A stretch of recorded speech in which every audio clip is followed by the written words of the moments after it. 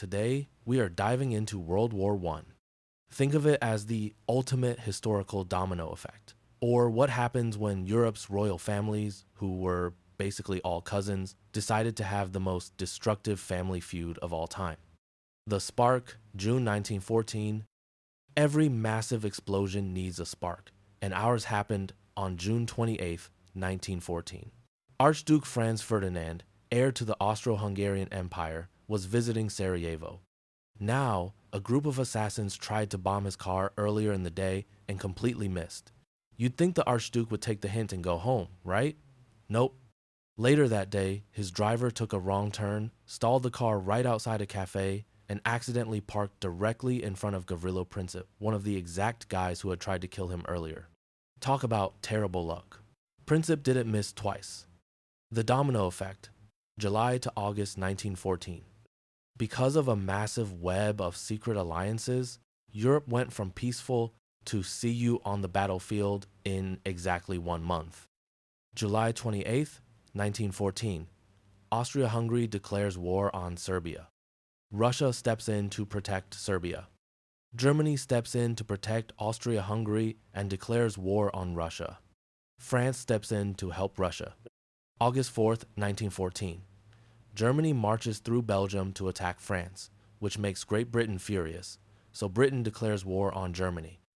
It was essentially the world's worst group chat. One country leaves, another gets offended, and suddenly everyone is typing in all caps and throwing hands. The stalemate, 1915 to 1916.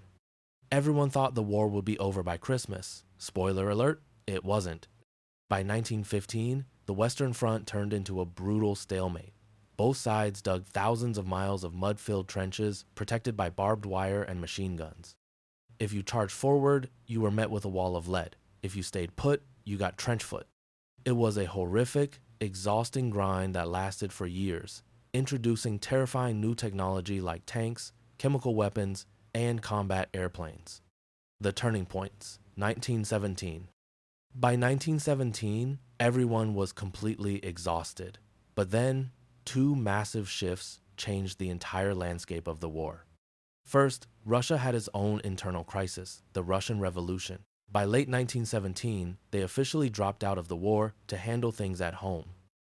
Germany thought this was their big break, but they made a tactical error. They kept sinking American merchant ships and tried to convince Mexico to invade the United States. Washington was not amused. On April 6, 1917, the United States officially declared war on Germany, bringing fresh troops and massive amounts of supplies to the weary Allies. The end, 1918.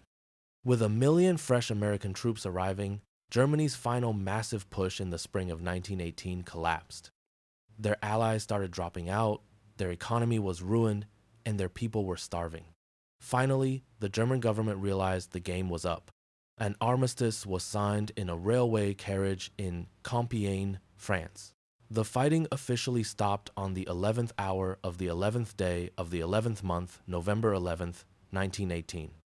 The war to end all wars was finally over, leaving behind a completely reshaped global map and 4 fallen empires. Sadly, the harsh peace terms laid down afterward pretty much guaranteed a sequel 20 years later. But that is a story for another video.